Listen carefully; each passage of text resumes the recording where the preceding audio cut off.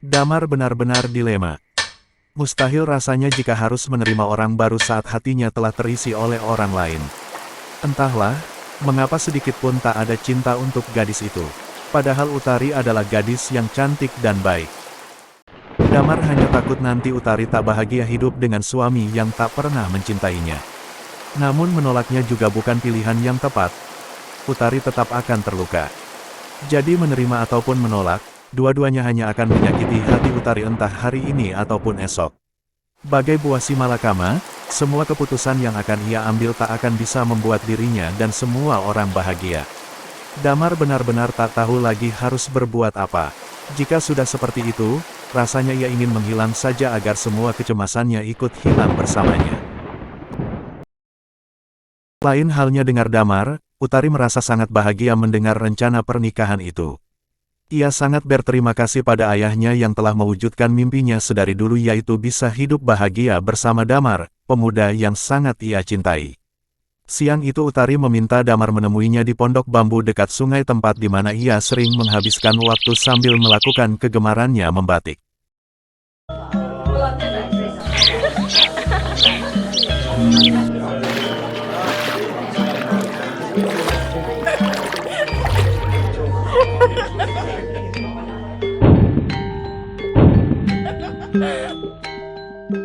Ada apa Utari, kau memanggilku kemari?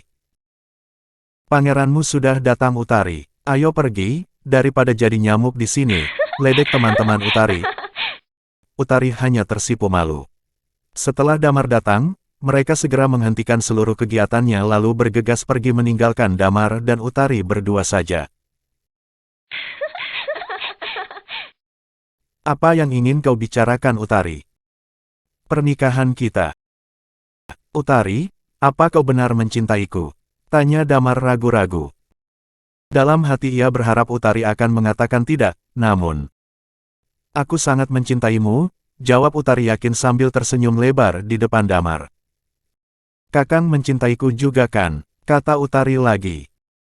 Tidak Utari, hatiku untuk orang lain, jawab Damar dalam hati, namun ia tak sampai hati untuk mengungkapkannya pada Utari.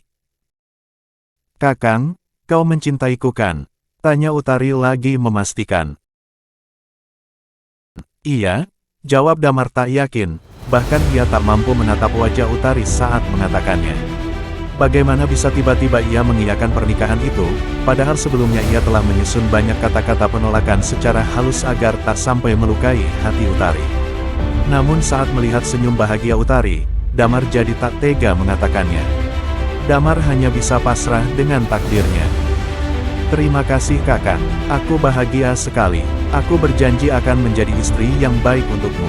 Utari memeluk Damar dengan bahagia.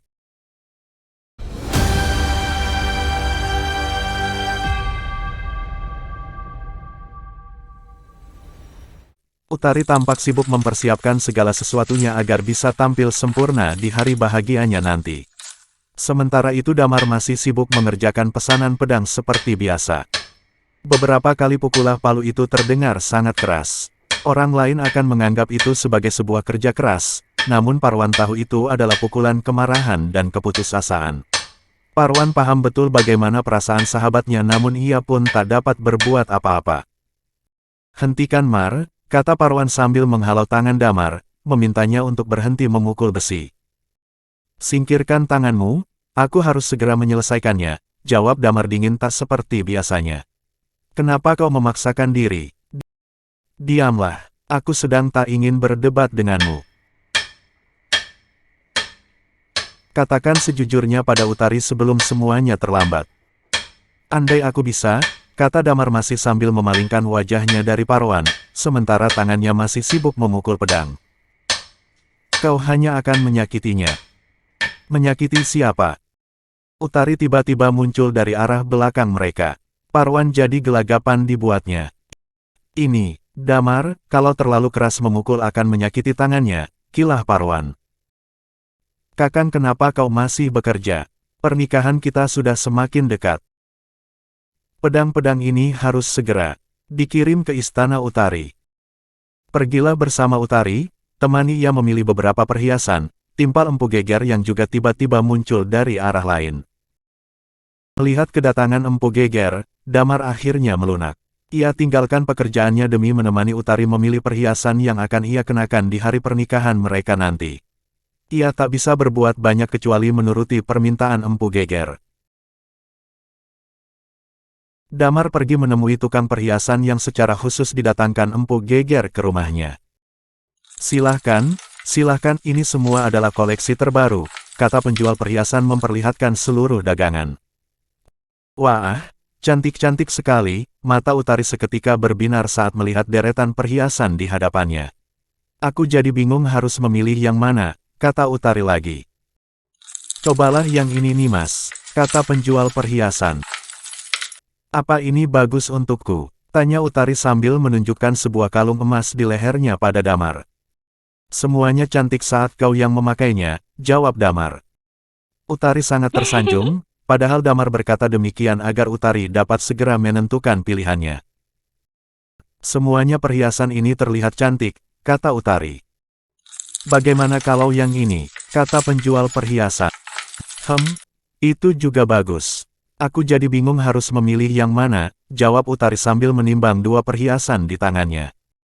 Ia mulai bosan melihat Utari yang tak kunjung usai memilih perhiasan. Semua perhiasan di tangan Utari terlihat bagus. Namun gadis itu tetap saja tak merasa puas. Damar benar-benar bosan, namun ia harus tetap bersabar sampai Utari benar-benar menemukan perhiasan yang ia inginkan. Kalau bisa berteriak, mungkin ia akan berteriak dengan kencang untuk sedikit melegakan sesak di dadanya akibat tercekik oleh keadaan ini. Kalau begitu ambil dua-duanya saja, ini adalah edisi terbatas, jangan sampai menyesal kalau nanti diambil orang, rayu tukang perhiasan. Bagaimana Kakang? Kuambil semua saja ya, tanya Utari pada Damar untuk meyakinkan pilihannya. Baiklah jika kau memang menginginkannya. Terima kasih Kakang, Utari tersenyum bahagia.